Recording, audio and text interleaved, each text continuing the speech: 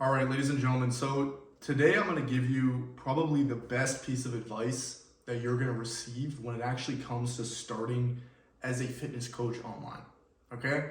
Me personally, my name's Ashton. I scaled my fitness coaching brand to over $50,000 a month by myself with basically no help, with shitty mentors. So I pretty much had to figure it out myself. Okay?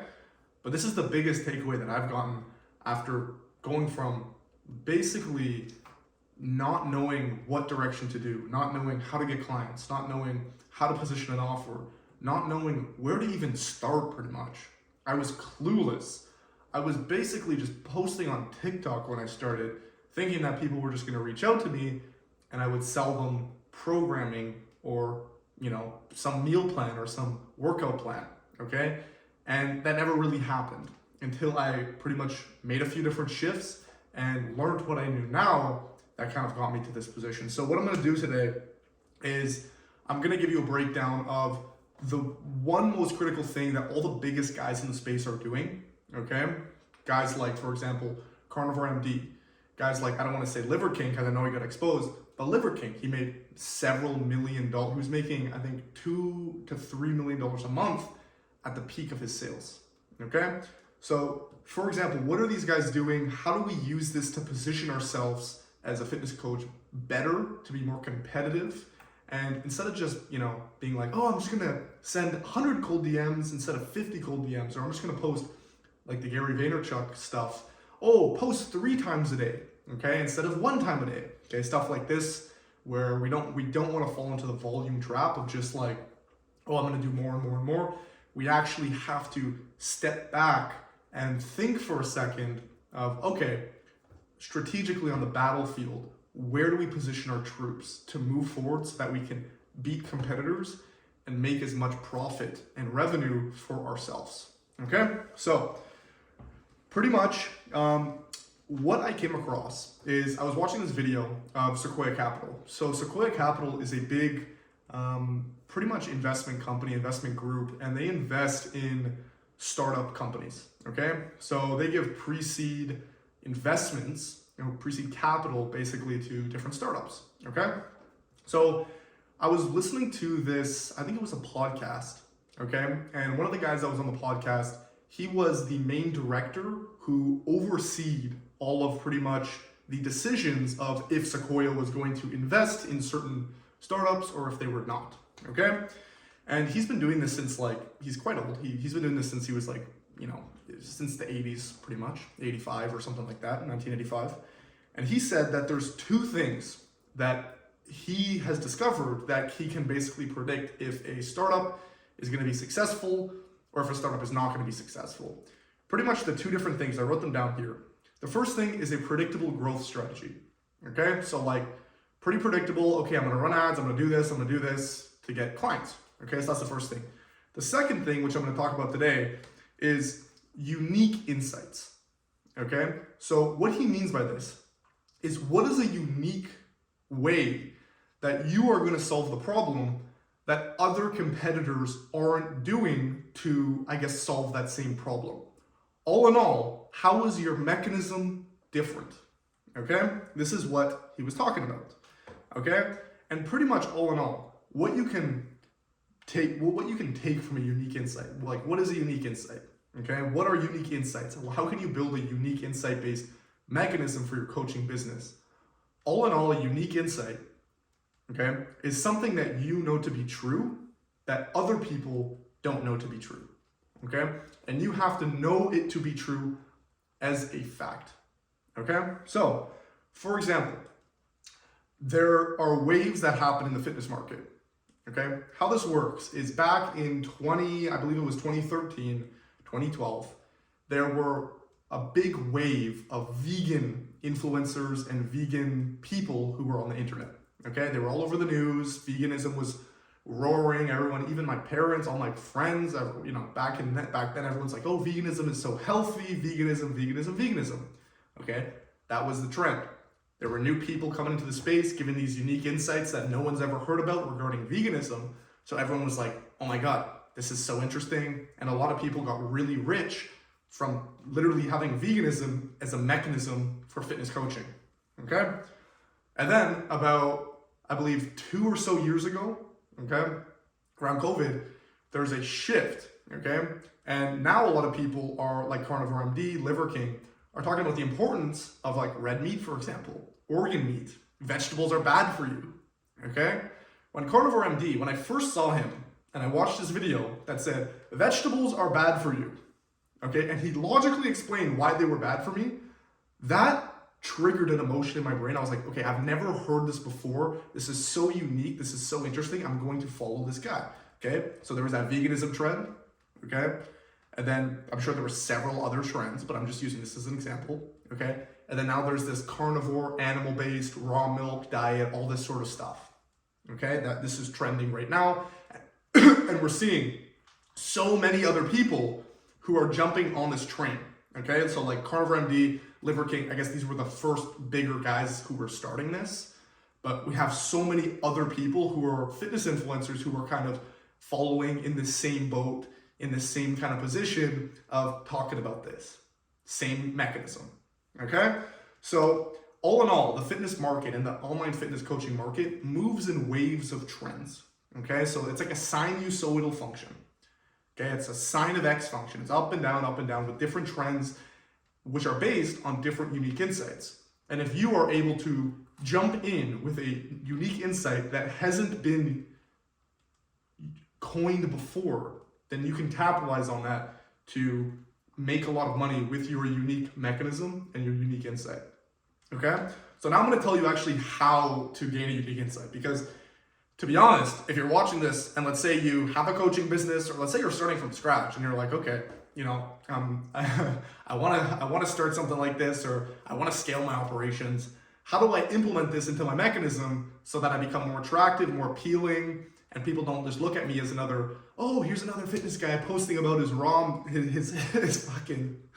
his fucking wood board with his egg and then his steak and his berries all laid out. Okay? Because I see that all over my Instagram. Okay, so how do you position yourself so that you're not viewed all in all as a commodity? A commodity being someone who is solving the exact same solution as thousands of other people, and it's like, okay, you know, they're all kind of the same. So how do you position yourself? How do you gain these unique insights? Okay?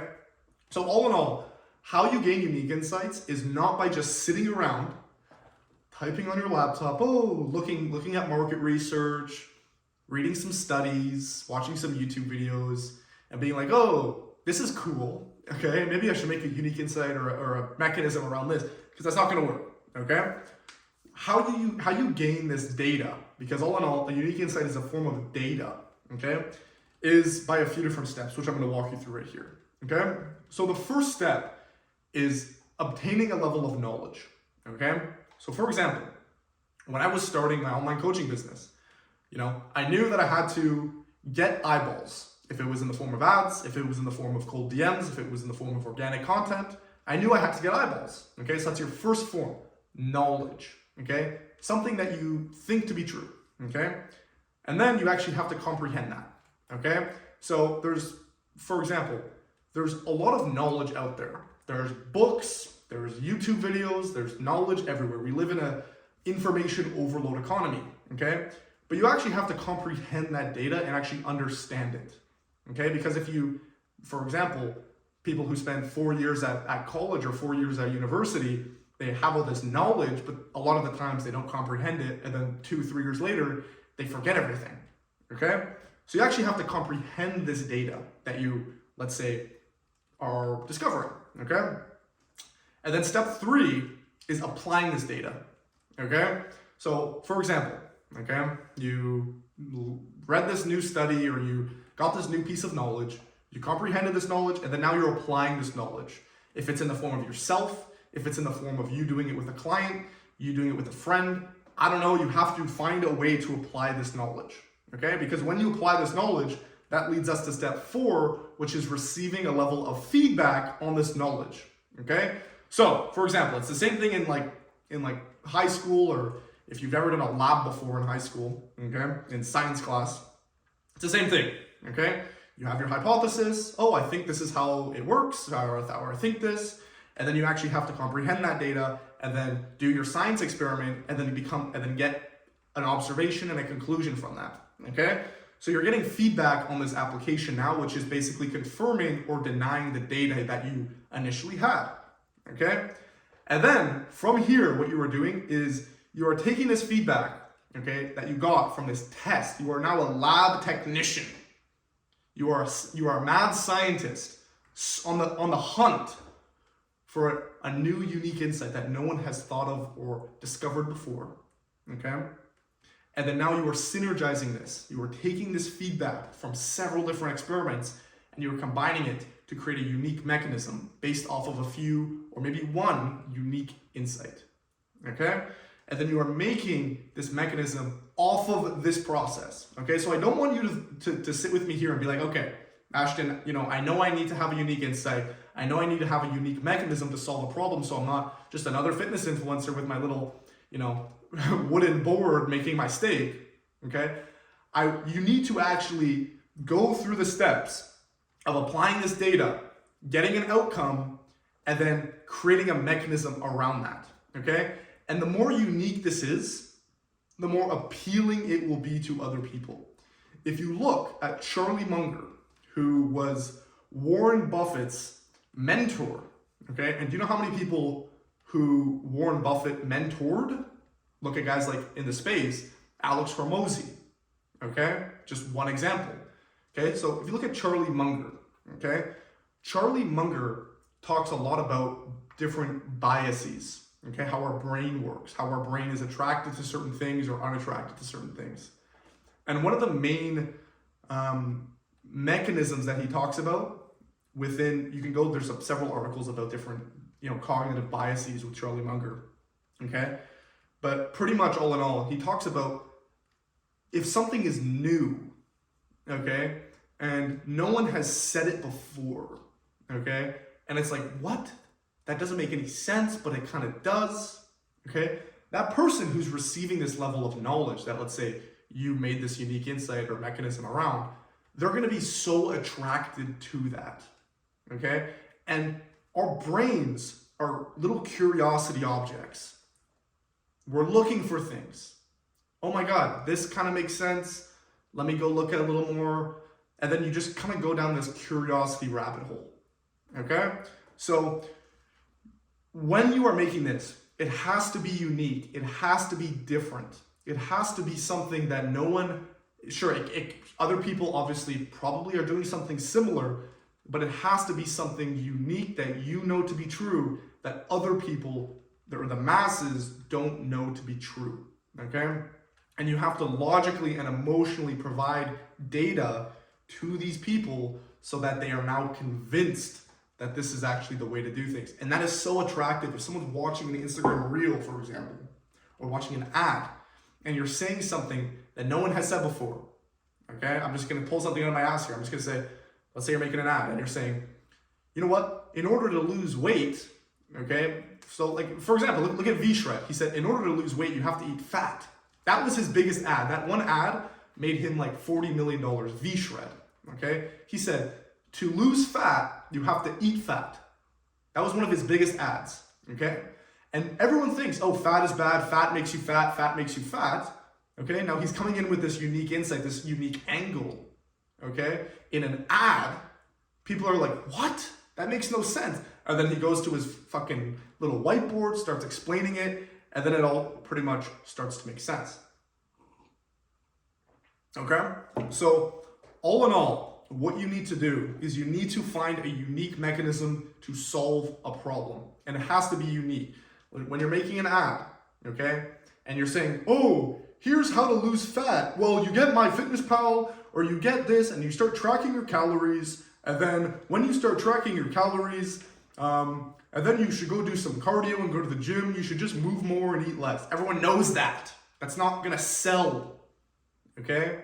A lot of the time, base level education, Eugene Schwartz talks about this in his marketing book, which Breakthrough Advertising, if you can get your hands on it, it's very expensive, a $500 book.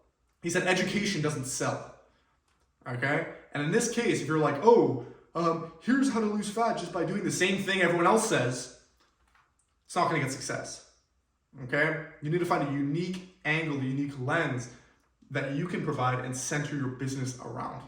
Carnivore MD does it great. Liver King does it great. Okay. Santa Cruz Wellness, he's talking about stuff like this as well. Very interesting angles. Okay. The Eddie Abreu guy, the bodybuilder, the ex-bodybuilder. Okay. Also, unique insights, unique angles. Okay, that people aren't talking about.